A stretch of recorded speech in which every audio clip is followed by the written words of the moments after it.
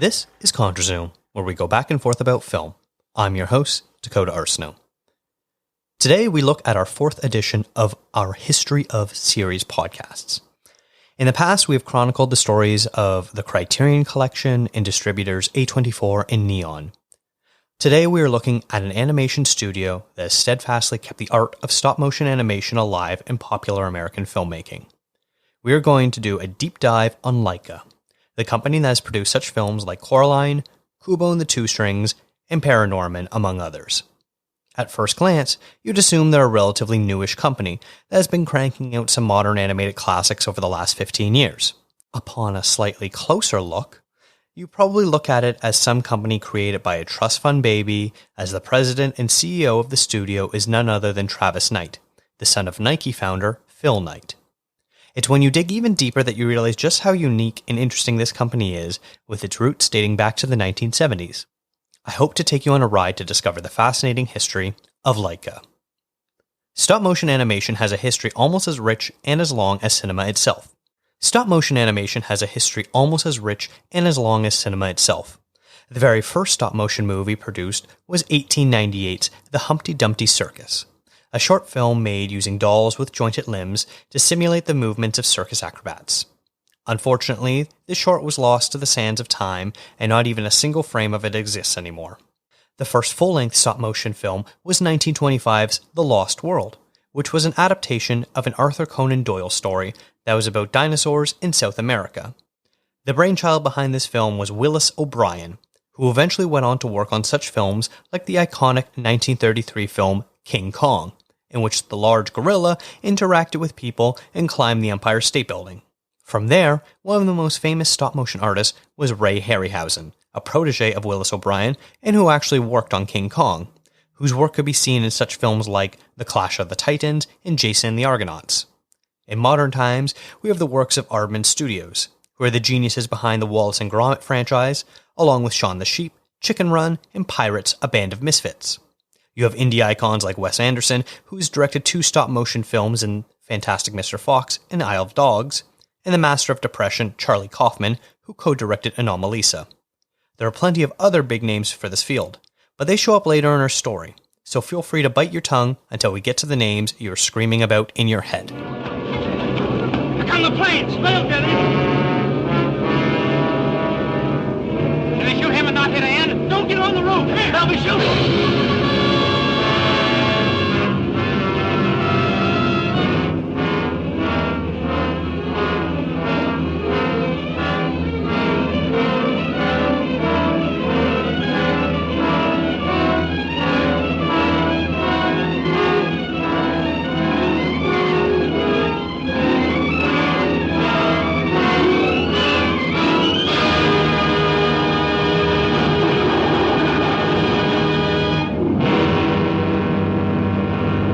The story doesn't start with Laika's first movie, Coraline. It doesn't even start with Travis Knight. It actually starts with a man named Will Vinton. William Gale Vinton was born in 1947 in McMinnville, Oregon. He went on to go to school at the University of California, Berkeley, where he studied physics, architecture, and filmmaking. There, he made several documentaries about the anti-war and counterculture movements on college campuses. He then made a short film called Culture Shock, where he combined home movies shot by his father and animation using clay. It ended up winning first prize at the Berkeley Film Festival and set in motion a future career path for Vinton. He graduated in 1970, getting a bachelor's degree in architecture.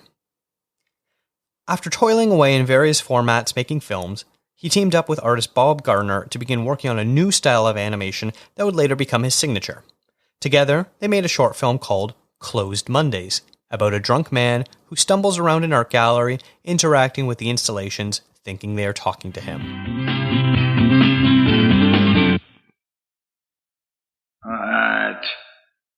What was that guy thinking of? Huh. All kinds of... oh, what?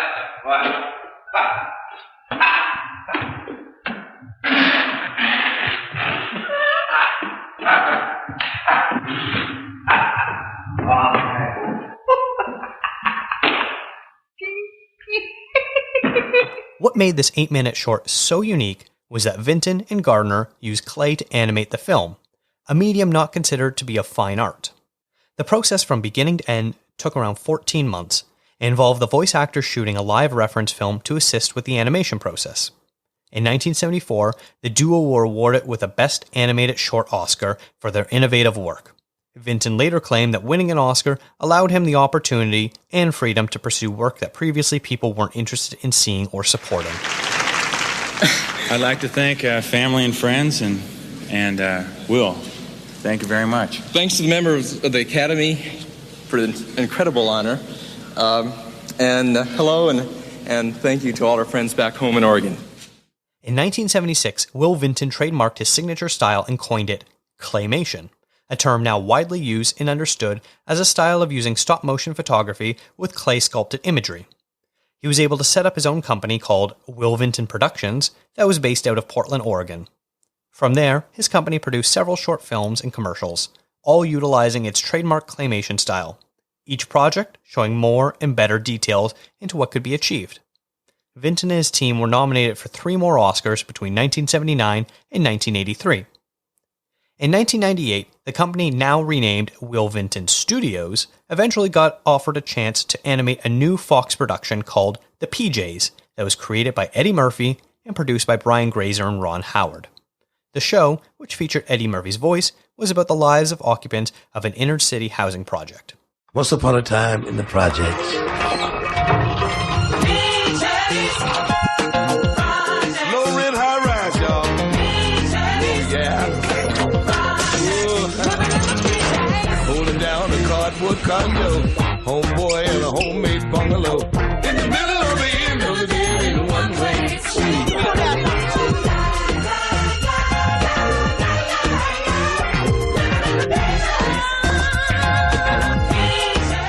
This massive new project meant a few things needed to change. Firstly, they needed a lot more employees to help animate a weekly show, and they needed an influx of cash. From here, we are introduced to one of the richest families in the world and how Vinton was put on a collision course that changed his and Travis Knight's lives. One of the lawyers for Will Vinton Studios knew Phil Knight, the man who founded Nike and went on to become worth more than $60 billion and be in the upper echelon of the richest of the rich. He was born in Oregon, went to school there, and has headquartered the athletic wear company in the state. He frequently makes donations and investments in local businesses and people that could be viewed either as altruistic or always wanting a piece of the pie, depending on your views on capitalism. It therefore is not shocking that Phil Knight offered $5 million for 16% of Will Vinton Studios, the biggest animation studio based out of Oregon. From here, we go backwards to tell the story of Travis Knight and we'll reconnect with the aftermath of this investment. Travis Knight is the youngest of 2 children in the Knight family. He briefly wanted to be a rapper, going by the name Chili T. With a rising interest in hip-hop taking place across America in the early 90s, Travis decided to give it a go. Except, while rap music often takes the form of talking about the difficulties of being black while going against a white-dominated society, Travis was the son of a billionaire who never knew why the streets were so tough for some people. His father built him a state-of-the-art studio, hired the producing team The Bomb Squad, known best for their work with legendary political rap group Public Enemy, and managed to use his connections to get his son a record deal with the major label MCA. What resulted was a single album entitled Get Off Mine, where Travis mostly raps unintentionally and ironically about just wanting to be left alone and do his own thing. The album did include some not-so-subtle product placement in ways of a track entitled Just Do It, Nike's iconic slogan. He eventually graduated from Portland State University in 1998 with a bachelor's degree in social science after his rap career didn't blow up. But if you don't comprehend, well, you shouldn't have took a nap. It's good to be an MC, tempt me with the track. I'll eat a beef for dinner, eat a loop for a snack. I don't smoke Cincy and I don't smoke crack. Then watch me drop a bomb on the wax, step back. Listen to the mission while I'm dissing all the squares. Ask permission for admission, cause nobody else compares. As for details on the females, I got them in pairs. I'm pimping while you simple ghetto limping in my wares. Nights on my feet, kick a seat to the right or the left or the depth. Prime mama kicking slick. You thought that I was wet, money grip, I got a trick. Another name for Richard is Dick, so get off mine. So get off mine. So get off mine. Eventually, Travis needed to find some real work. When Phil Knight made his massive investment into Will Vinton Studios, he had minimal requests. He only asked to receive a monthly financial statement and to give his son an internship. In 1998, after spending some time as a general office production assistant, Travis was assigned to work on facial hair for Eddie Murphy's character, Thurgood Stubbs, on the PJs. He kept his head down and worked hard, not even telling his co-workers that Daddy was a minority owner of the company they worked for. The PJs was a painstaking show to work on. Each episode took roughly 2 months to animate, costing a lot of money and time. But it proved to be a critical hit, winning Emmys and raising the studio's profile immensely. Unfortunately, poor ratings eventually caused Fox to cancel the show after 3 seasons in 2001.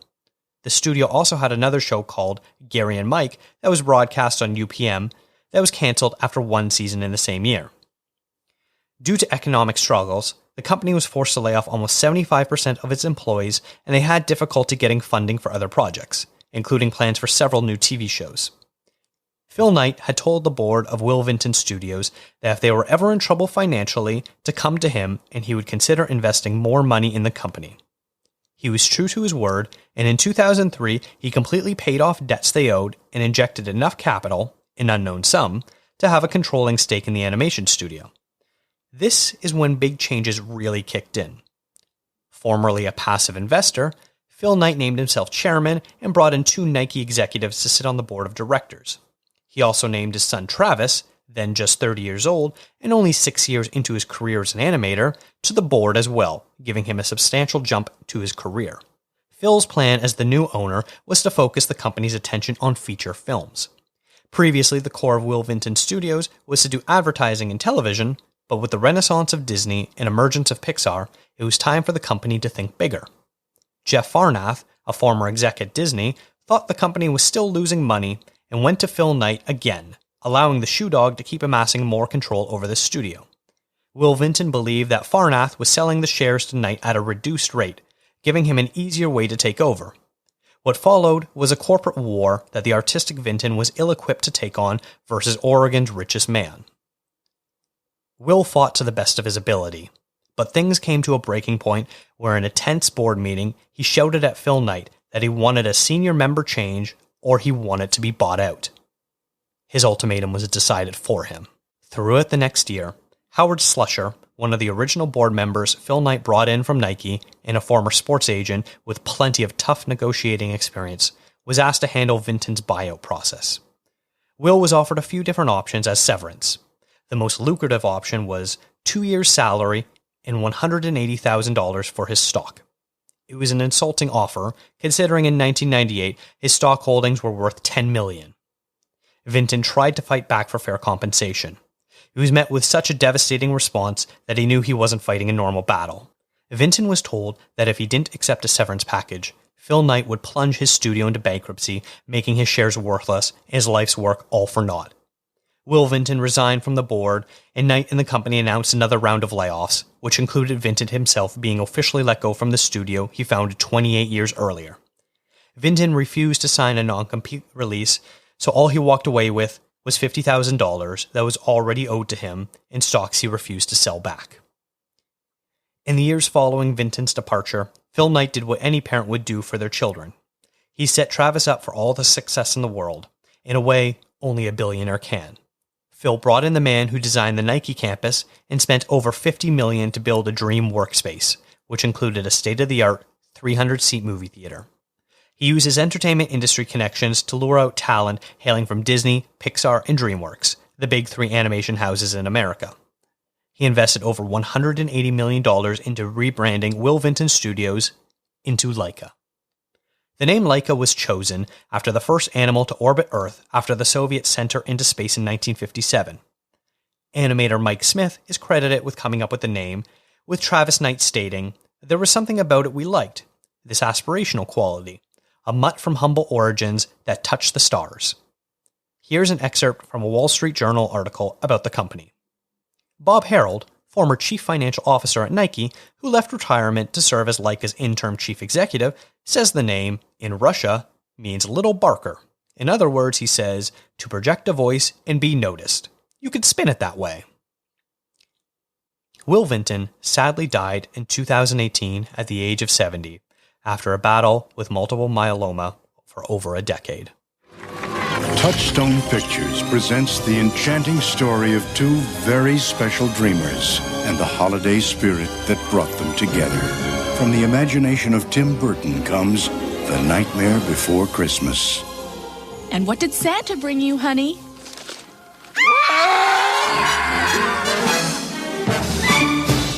One of the biggest early moves the new company made was bringing in Henry Selick to be part of the creative team. Selick is a legend in the stop-motion industry, and while true fans of the genre know who he is, in the mainstream his work often gets miscredited. While A Nightmare Before Christmas originated with ideas Tim Burton had, most of the fleshing out of the story and the actual directing was done by Selick. He also directed James and the Giant Peach and provided the unique sea creatures for Wes Anderson's A Life Aquatic. Phil Knight held an inter-office contest for Laika's employees to come up with an idea for a short film. Mike Berger, a CG modeler and winner of the contest, came up with an idea about a little girl who runs the moon. Selick was hired to write a script and to direct the film called Moon Girl. In the end, it was about a young boy who catches fireflies and is transported to the moon where he meets a girl who he helps bring light back to the moon with the help of his magical fireflies. The boy then becomes the new operator of the moon and is known as Moon Boy. While Will Vinton Studios was known for its stop-motion animation, Moon Girl was computer-generated, as Laika was testing out a new format for them to work in. Travis Knight was the supervising animator, and the film was dedicated to his older brother Matthew Knight, who tragically died in 2004 at the age of 34 while scuba diving in El Salvador while on a film shoot for a charity. Fresh lightning bugs. Thanks. Leon! What you want 'em for? Don't worry, they'll be fine. Right now, we've got to go fix that crater you made. I'm Moon Girl. Moon Girl. After completing their first project, Laika was hired to assist with the animation on the Warner Brothers and Tim Burton directed movie Corpse Bride. The film was shot in England, and Laika provided an unknown number of animators, including Travis Knight, who personally worked on the project. Perhaps, not so coincidentally, Laika signed a deal with Warner to do contract work on the film the day after Will Vinton was fired, raising suspicions that the deal was agreed to beforehand but not finalized until after the regime change, much like the Iran hostage crisis in the late 1970s. The film was released in the fall of 2005 and grossed almost $120 million. It was nominated for Best Animated Feature at the 2006 Oscars, but interestingly ended up losing to The Curse of the Were-Rabbit, the Aardman Studios' Wallace and Gromit stop-motion movie. They were due to be married, though they'd never before met. His parents were thrilled. Hers were filled with regret. But in a moment of panic, Victor desperately fled, and by a grave misunderstanding, married the corpse bride instead. You may kiss the bride. Back in 2001, Will Vinton Studios produced a pilot for an adult-oriented stop-motion TV show called Slacker Cats. At the time, the pilot was rejected, but it was revisited, and in 2007, the first of 2 seasons aired on ABC Family. Film Roman did the actual animation for the show, but Laika produced it. Afterwards, Laika was hired to direct an animated dream sequence for the Mike Cahill-directed film King of California. The movie stars Michael Douglas as a former mental hospital patient who returns home and uproots his teenage daughter's life. The company created a sequence using paper puppets to create a woodblock printing look, as Michael Douglas's Charlie walks through a medieval Spain complete with torture. The movie was released in September 2007. As a young man, Torres was a mathematics scholar in Seville.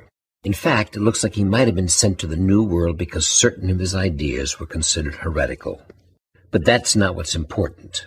The thing that matters here is that he was more accustomed to communicating with numbers than words.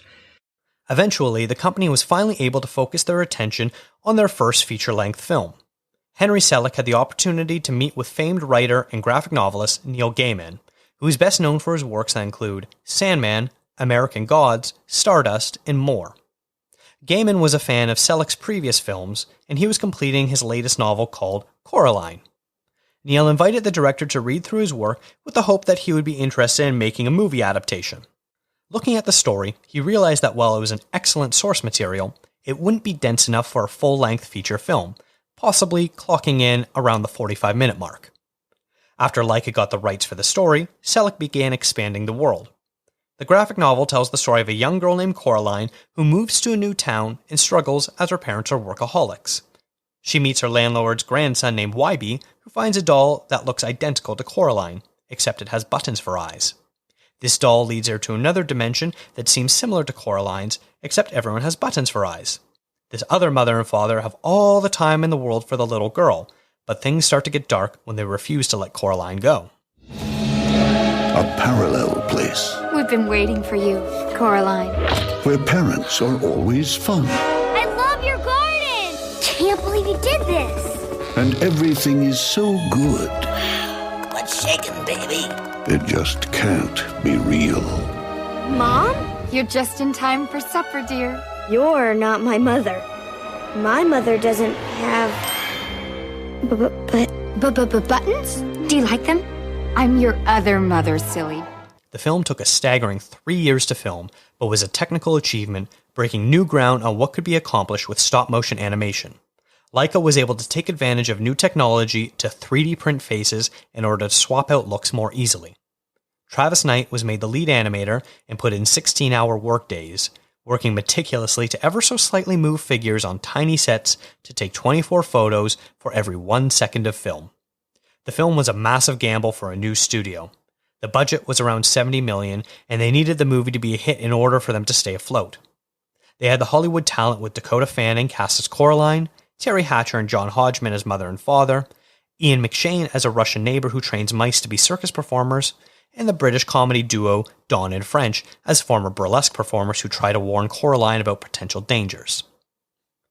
The film was released in February 2009 and ended up making $16 million on its opening weekend and placing third at the box office. Over the course of its run, it ended up making a resounding $124 million worldwide. It was also a hit with critics. It sits at 90% on Rotten Tomatoes, with Roger Ebert giving it 3 out of 4 stars and wrote about it saying, "This is nightmare fodder for children, however brave, under a certain age."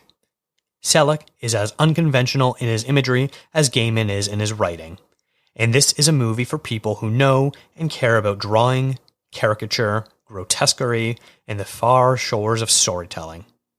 The movie ended up being nominated for Best Animated Feature at the 2010 Oscars, but unfortunately lost to the Pixar tearjerker Up. Later in 2009, it came time to negotiate a new contract for Henry Selick, who had spent 5 years at Laika directing their only 2 films, a short and a feature, but was also the supervising director for feature film development. Selick was feeling frustrated at the lack of opportunities that were being presented to him, considering his stature both in the industry and inside the company. No deal was able to be reached, and around the same time that Selick exited the organization, the studio also let go their computer animation division to focus strictly on stop-motion animation moving forward. Since he left the company, he developed a TV show that hasn't aired yet, and directed a new Key and Peele stop-motion movie, Wendell and Wild, that is due to come out on Netflix in late 2022. Next up for the studio was a much smaller scale project. The studio was hired to animate a short sequence for a live-action movie, just like they had done a few years earlier with King of California. New Line Cinema decided to produce a third installment in the popular stoner comedy series Harold and Kumar that stars John Cho and Kal Penn. The newest edition, directed by Todd Strauss-Schulesen, was called A Very Harold and Kumar Christmas, and told the story about how the duo accidentally burned down a prized Christmas tree and they have to replace it. Hijinks ensue, and some Russian mobsters attempt to kill them, in the process shooting a bag of cocaine, causing it to explode all over the place. Naturally, this gets Harold and Kumar incredibly high, which causes them to hallucinate themselves and the world around them as claymation while having a bad trip. This includes a killer snowman chasing them down the streets and a squirrel befriending them. This work was done by the Laika/House wing of the company that normally was responsible for commercial work that they would be contracted to do. The film was released in November 2011. I think I was starting to trip out back there a little bit. Yeah, definitely, man. I think there was something in the eggnog. It's pretty fucking sweet. Anyway, don't worry. Pretty sure it's wearing off, though. Or maybe not? Holy shit, dude! You're claymated! So are you! So is he! What's up, blood? Dude, everything's claymated! Fuck you! This is great! No, it's not. How am I supposed to get a tree now? I'm made of clay! Ooh, hold on. While in production for Coraline, Chris Butler, who was the film's storyboard supervisor and was part of the team that was contracted to work on Corpse Bride, wrote an original screenplay for the studio to produce. He always loved the idea of horror movies for children, a genre that is rich in classics but poor in consistent output. Butler liked how zombie films were specifically able to be morphed to whichever social commentary an author wanted. He came up with the concept for Paranorman, which tells the strange story of Norman Babcock, an 11-year-old boy with special gifts. Norman has the ability to see ghosts. This ostracizes him from his family and causes him to be bullied at school because no one believes him. As his uncle is dying, he tells him about a terrible curse that is about to fall on the town. Norman is unable to rectify the curse in time, and a horde of zombies rise and terrorize the townsfolk. Norman and his best friend Neil, another kid who is bullied, must figure out the root of the curse. This leads him to realize the zombies, who are former townspeople of Blythe Hollow, who once convicted a young girl named Aggie, who is Norman's age, of witchcraft, as they held their own version of the Salem witch trials. Aggie has come back to get her revenge, but Norman is able to get through to her and show compassion before she destroys the entire town and everyone in it. The film has nice nods to horror movies that came before it. The title is a play on the term paranormal, while the town's name Blythe Hollow is a mashup of two references. Blythe Spirit was a famous play by Noel Coward about a man who is able to see his dead former wife after a seance. The second part of the town's name comes from the legend of Sleepy Hollow, a book about a headless horseman by Washington Irvine. Both book and play have been adapted for film over the years. Another notable reference point is that one of the zombies is named Judge Hopkins, who is responsible for condemning little Aggie. Judge Matthew Hopkins was a character in the Edgar Allan Poe story The Conqueror Worm, which was made into a film called The Witchfinder General, with Vincent Price portraying the sadistic witch hunter Hopkins. Witchfinder General was discussed on episode 171, The Unholy Trinity of Folk Horror. The film was unique as it advanced the technique of using 3D printers. Coraline was the first movie to use the new process to help speed up the creation of faces, but they only came out in black and white, meaning every face still needed to be hand-painted. For Paranorman, color 3D printers were now available to the team. All the sets, costumes, and props were still handmade by artisans, but this allowed for greater freedom to create more facial expressions for the characters. Meet Norman. Can't you be like other kids your age? His parents don't get him. He's probably up there fiddling with his Ouija or his orb. Harry. His sister doesn't like him. You are such a loser. And the kids at school... Look, it's Abnorman! ...always pick on him. But he does have some friends. Norman, wait up! I like to be alone. So do I. Let's do it together. It's just that most of them... Good morning. ...aren't exactly alive. How's it hanging? Haven't heard that one before. Do you see ghosts like all the time? Who's a good boy? That's not his chin. The film was released on August 2012 and ended up earning $107 million worldwide. A decent sum, but one that Travis Knight thought was an underperformance given how well received the movie was. Film critic Rachel Wagner wrote, "My favorite part about this movie, aside from the animation, is the message. That even if we feel justified in our anger, if we allow hate to take over our lives, then we become what we hate." The movie featured the voice cast of Cody Smith-McPhee as Norman, Jodelle Ferland as Aggie, Anna Kendrick as Norman's sister Courtney, Tucker Albarese as Neil, Casey Affleck as Neil's brother Mitch, and with supporting work from Leslie Mann, Christopher Mintz-Plasse, John Goodman, Elaine Stritch, and more. The movie once again secured Laika with an Oscar nomination for Best Animated Feature, which, despite the very strong crop of nominees, including fellow horror spoof Frankenweenie directed by Tim Burton, Paranorman lost to the Pixar film Brave. Probably the most notable aspect of the film, and enduring legacy, was the fact that Paranorman depicted the first openly gay character in a mainstream animated film. Neil's older brother Mitch is seen being lusted after by Courtney, who is a cheerleader and likes that he is a jock. Near the end of the film, Mitch reveals that he isn't interested in Courtney at all, as he has a boyfriend. In an interview with the film strip, co-director and screenwriter Chris Butler stated in regards to having an openly gay character that, "It seemed important that we be brave about it. If we're saying to anyone that watches this movie, don't judge other people, then we've got to have the strength of our convictions."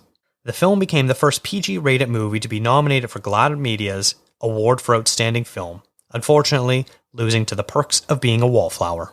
So I was thinking maybe we could catch a movie sometime. Nothing scary. That sounds great, Kathy. You know, you're gonna love my boyfriend. He's like a total chick flick nut. Going back in time a little bit, in June of 2008, Laika put out a release of what they envisioned their future projects to be. During this announcement, 3 ideas they were strongly considering were brought up, with a few others they had in mind. Of this trio of projects, there was Paranorman, which we just talked about. Another one was Jack and Ben, which was supposed to be the studio's first CG animated film about 2 birds who race each other along the north-south migration path. It was to be directed by Barry Cook, who most notably directed Disney's animated version of Mulan. Unfortunately, later that year the project was canned as it wasn't working for the studio. The last of the 3 ideas was an adaptation of the book Here Be Monsters, a 500-page children's fantasy picture book that takes place during the Georgian era of England. This tome becomes the basis for what would eventually be titled The Box Trolls, Laika's 3rd film. Obviously, 500 pages is far too long to translate into a script, but provided a solid foundation. Screenwriters Irina Brignall and Adam Pava focus on the box troll portion of the book. The setting was changed to Victorian-era England and follows Eggs, a young boy who lives with the box trolls, a species that live underground and in secret. They scavenge at night to build themselves machinery.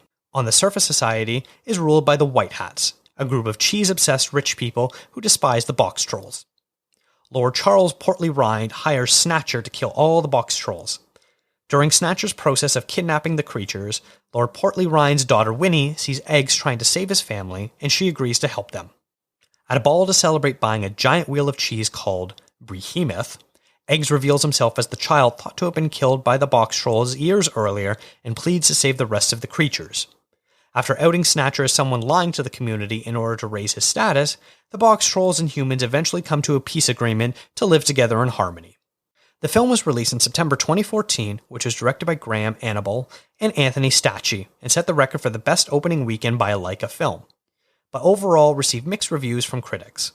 Alonzo Durald, writing for The Wrap, said, "A surprisingly charmless and aimless movie from Laika Studios, who previously crafted the wonderfully dark Coraline and Paranorman.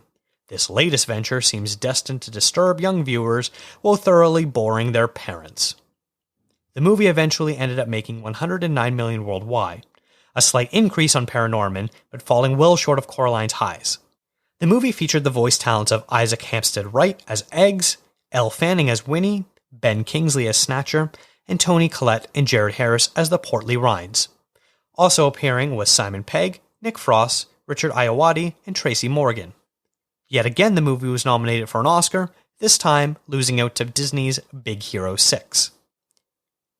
The company did, however, win a Scientific and Engineering Award from the Oscars that was awarded to Brian McLean and Martin Munier for their work on rapid prototyping. The Academy described the reason for this award as, through highly specialized pipelines and techniques, 3D printing capabilities have been harnessed with color uniformity, mechanical repeatability, and the scale required to significantly enhance stop-motion animated feature films. All of which boiled down to the inventive way Laika harnessed 3D printing to allow the ability to easily create hundreds of facial expressions that could be swapped out on puppets to speed up the process of animating and allow more emotions to be conveyed. In the town of Cheesebridge, when all good citizens are safe inside, beastly creatures roam the night. Box trolls! Box trolls are monsters! At least, that's what everyone's been told.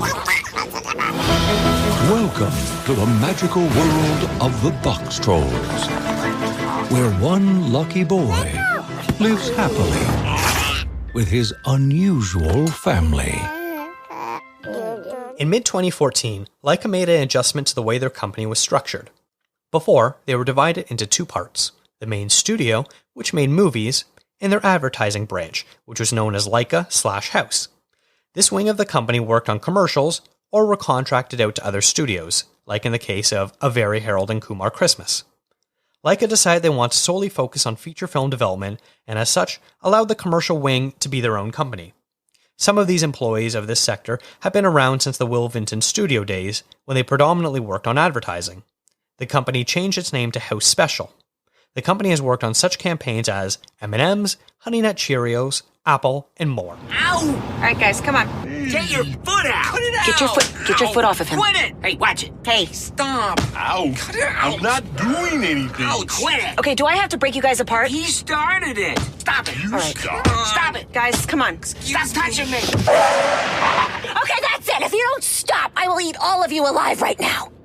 After the release of Box Trolls, Laika's 3-picture deal with Focus Features to distribute their movies came to a close. Luckily, the partnership was deemed fruitful enough for both sides, so they renegotiated a deal for Focus to domestically distribute the following 3 movies, with Universal Pictures International handling the international rights.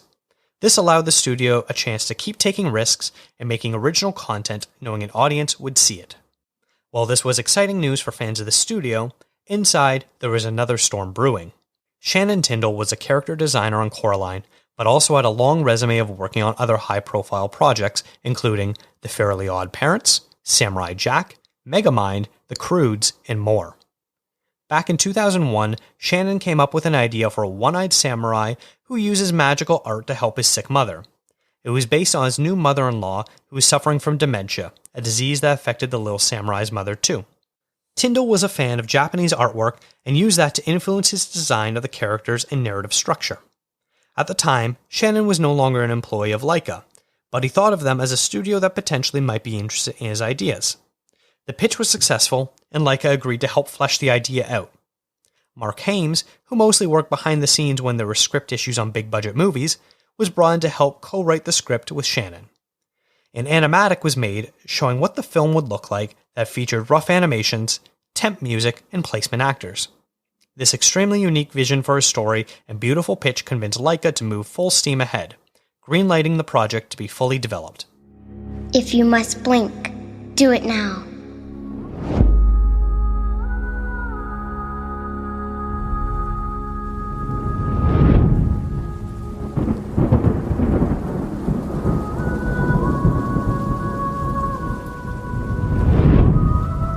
Pay careful attention to everything you see and hear, no matter how unusual it may seem. All this information is posted by Shannon Tyndall on a Twitter thread from April 29th, 2022. He states that when the project was greenlit, he was also hired to be a director alongside John Aoshima, except that after delivering the template animatic and then proceeding to direct the film's animation portion, he got the rug pulled out from under him. When Shannon was preparing to direct the new voice cast, a cast that included Charlize Theron, Matthew McConaughey, Ralph Fiennes, George Takei, Art Parkinson, and Rooney Mara, he was told that he was no longer the director and was let go from the project. It was at this time that Travis Knight was appointed director, the first project he would be helming.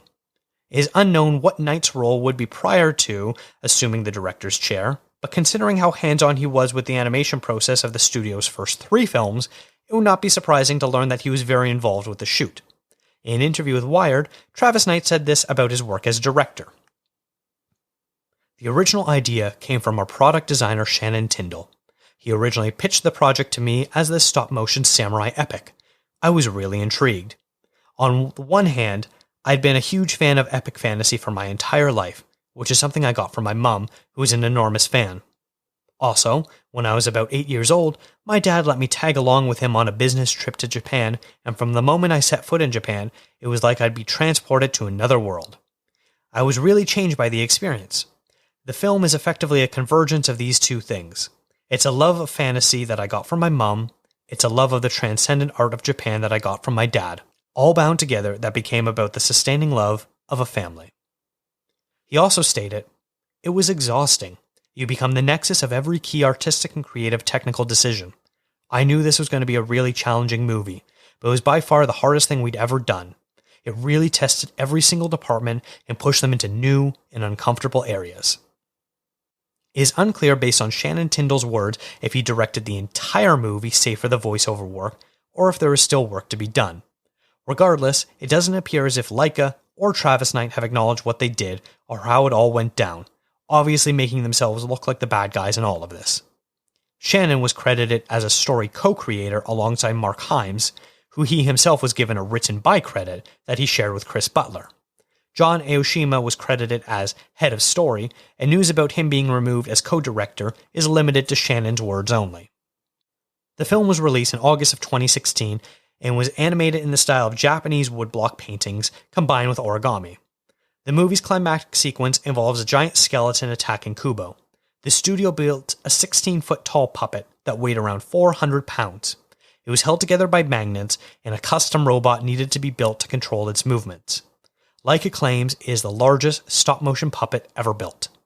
The film earned the studio its best reviews yet, both on Rotten Tomatoes and Metacritic, with the Boston Globe writing, "The movie is genuinely creative, genuinely outside the box, and often genuinely scary. Parents of toddlers and nightmare-prone children are herewith warned. Everyone else, go without reservations." Kubo! Can you hear me, Kubo?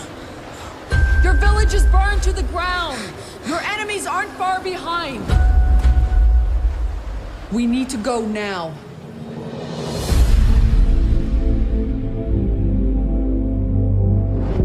You have questions, I can tell. Who? You get 3. Why only 3? Okay, that was your first question. What? I don't understand what's happening. This is the beginning of your story. The film ended up earning just $77 million, by far the lowest total Laika had earned so far, and barely making back its $60 million budget. Unfortunately, it wasn't just a poor box office that Laika had to contend with, but criticisms of whitewashing the cast. As noted earlier, the film included Charlize Theron, Matthew McConaughey, Ralph Fiennes, Art Parkinson, and Rooney Mara. The film takes place in ancient Japan, and all the actors portray Japanese people. Complex's McKell Street had the chance to visit the studio during production and spoke with Travis Knight about the casting. Knight said, "There's kind of a cultural debate happening right now that's happening around diversity. We saw it at the Oscars this year, and it's interesting how it gets framed in a very binary way. Recently, it's literally been framed as black and white. I think that the way we look at it is, diversity is the accumulation of the seen and unseen characteristics that we go through. There's a lot of different things. Race, gender, age. Those are things we see. But there are the things we don't see, like faith, and worldview, and gender identity." Knight then tried to claim that because most of the characters aren't human, but instead a monkey, beetle, and a skeleton, they wanted the best actors period, regardless of race. That they had cast actors like George Takei and Kari Hiroyuki Tagawa, among others, to play the Japanese villagers, they had done their due diligence. It's a bit of a cop-out since, yes, Charlize Theron plays a monkey, but you also see her as Kubo's mother, who is Japanese. And yes, Matthew McConaughey plays a beetle, but he is Kubo's father too. But Art Parkinson and Rooney Mara only show up as their one character, who both happen to be Japanese, and neither are of Asian descent.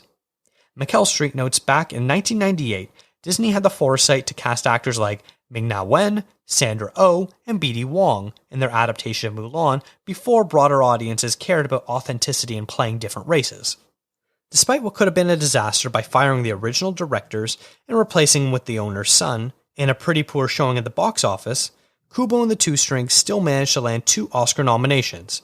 For the 4th time in a row, they secured a Best Animated Feature nod, which was unfortunately lost to Zootopia, but they also got a Best Visual Effects nomination, a feat only achieved by 2 other animated films, Henry Selick's A Nightmare Before Christmas and 2019's The Lion King remake.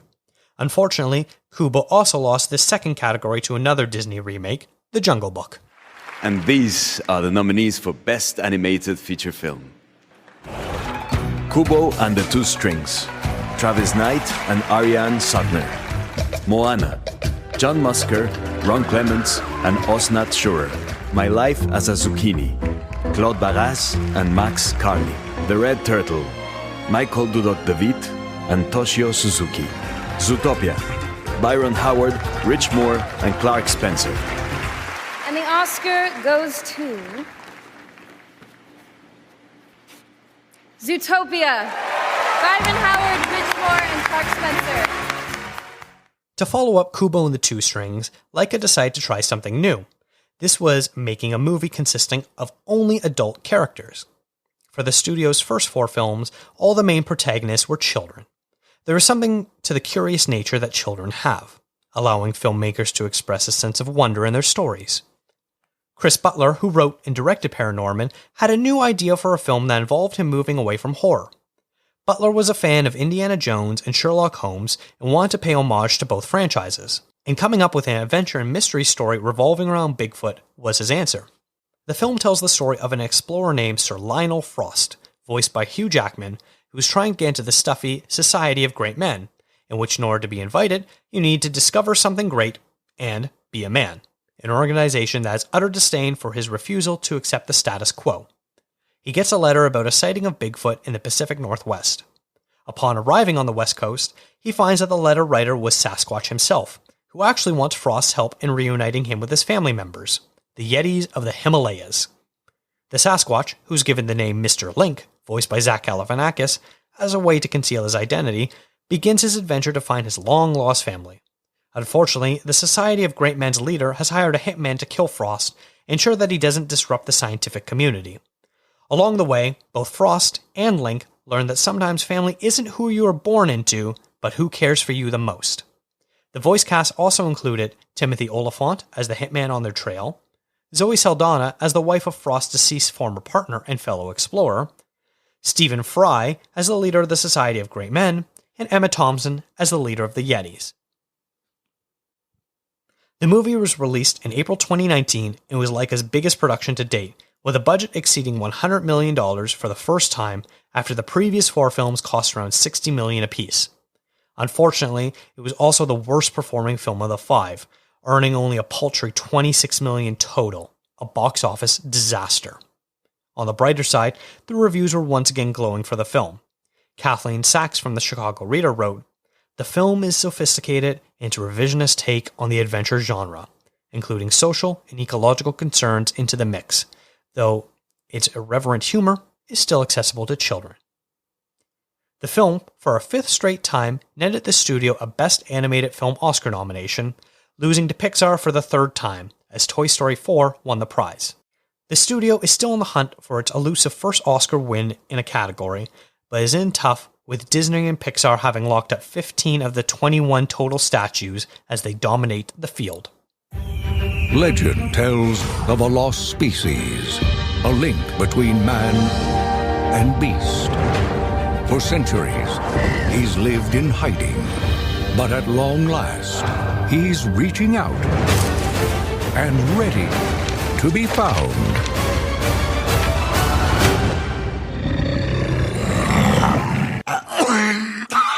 It's still there. Excuse me. Hi. You can speak.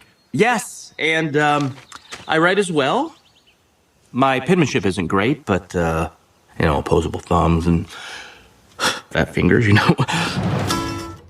This was a look back at the founding and history of Laika Studios, as well as the 5 feature films they have released so far. But our episode doesn't end here, as we're going to look into the future to see what else we can expect from the company. Back in 2011, Colin Malloy, the lead singer of the indie rock band The Decemberists, published a novel that featured illustrations from his wife, Carson Ellis, called Wildwood. Not 1 week after it came out, did Laika come calling to option the book for a movie. It is the first book in a trilogy centered around Prue McNeil, a young lady who must confront a world filled with magic and danger after her younger brother is kidnapped, forcing her to enter the impassable wilderness. The novel eventually had 2 follow-ups come out, Under Wildwood and Wildwood Imperium. In the past, Laika has balked at the idea of doing sequels, but since the books were a planned trilogy, they have remained open to the idea of adapting all 3 of them. The movie is being directed by Travis Knight as his follow-up to Kubo and the Two Strings, and is written by the studio's second biggest creative force, Chris Butler. Production began during the same time that Kubo was being shot, but at this time there isn't a release date or announced cast yet. Along with optioning the movie, Laika was also commissioned to create a trailer for the book release. Dad, what's the IW? It stands for Impassable Wilderness. Why doesn't anyone live there?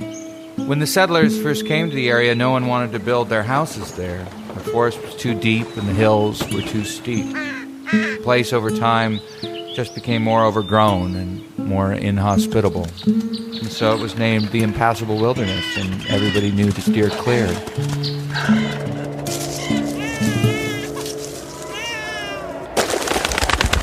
And I don't ever want you to go in there.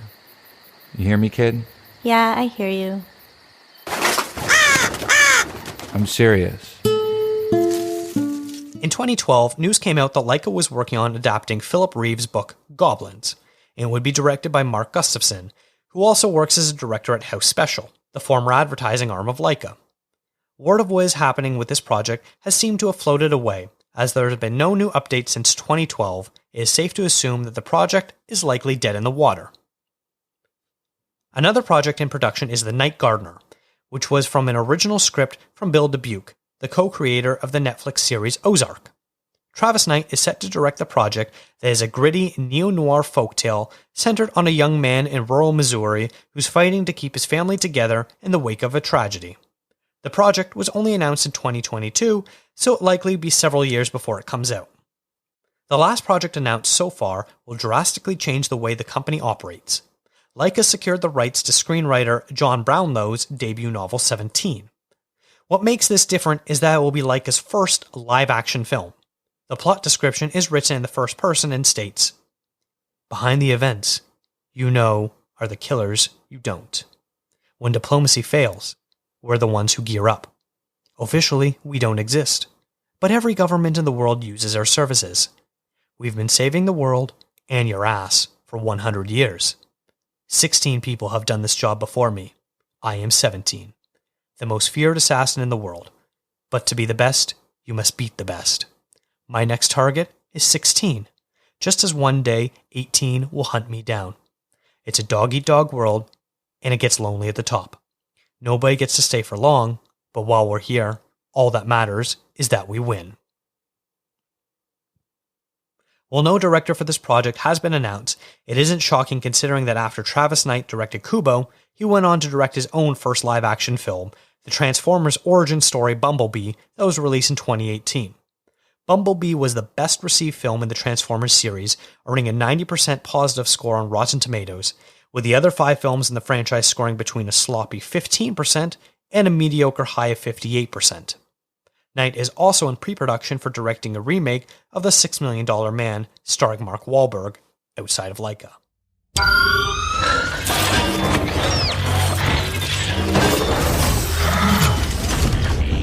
Oh my god.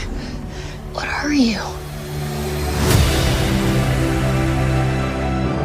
So you have no idea where he came from? No idea. Well, Here's the deal. People can be terrible about things they don't understand. From now on, the only person you can show yourself around is me. Oh, I'm good. No, I'm good, thanks.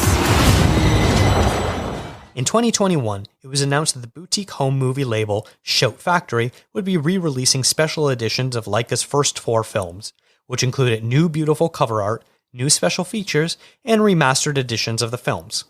Unfortunately, at this time, Laika is unable to partner with Shout for the release of their 5th film, The Missing Link. The first 4 movies were distributed by Focus Features, and the rights were eventually returned to the filmmakers, who were free to sign new distribution deals. The Missing Link, on the other hand, had its rights handled by Annapurna Pictures, which at this time still own them and have released their own home video version of the film. If you must blink, do it now. Now available on Blu-ray plus DVD combos. New collectible editions of 4 groundbreaking and critically acclaimed films from visionary studio Laika. Tell me everything! Coraline. We've been waiting for you, Coraline. For me. You could stay here forever if you want to. The Box Trolls. I'm a box troll. Let's see you fit in your box. Paranorman. Do you see ghosts like everywhere all the time? Can't you be like other kids your age? And Kubo and the 2 Strings. Pay careful attention to everything you see, no matter how unusual it may seem. This is real. This is not a story. As I have done in the past with other A History of episodes, I created a survey for fans of Laika Studios to hear their thoughts on the company. I asked 4 questions and got some great feedback. The first question asked was, how do you rank the 5 films? There is an option to say you hadn't seen the film as well. It's no shock that Coraline got the most first and second place votes, showing up on 77% of ballots in those 2 spots. Coraline easily was voters' favorite, but after that, it was a toss-up between Paranorman and Kubo and the 2 Strings for second and third favorite, as 55% of people put Paranorman in the top 2 slots, and 52% did the same for Kubo. Both The Box Trolls and The Missing Link similarly received most of the bottom 2 votes, making a clear distinction from what people perceive as the best Laika films and what ones don't work as well. As far as what movies people hadn't seen, once again, people either didn't like it or completely skipped The Box Trolls and The Missing Link, with the 2 movies getting 68% of the didn't see vote. The next question was to find out what was everyone's introduction to Laika, and a whopping 86% of people have either been there from the start or at the very least started with the first film Coraline. Kubo came in second place with a distant 5% of votes, which tells you all you need to know. I want to know why people gravitated towards Laika's movie, and got lots of fantastic answers. A lot of the answers were similar, using terms like the aesthetic, artistry, attention to detail, and uniqueness were common refrains. Some interesting answers included the contrast of darker characters and settings with positive themes, and creates a new lane in animation that no one else is striving for. The last question I asked was, when you hear a new Laika film is coming out, what are your thoughts or expectations?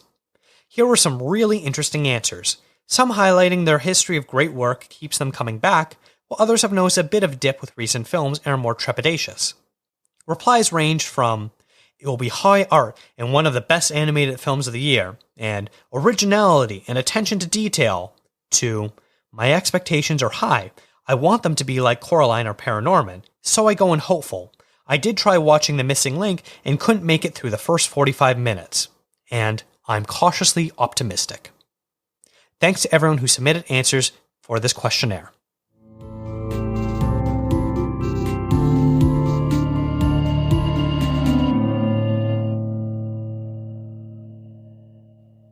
This wraps up our latest edition of A History Of.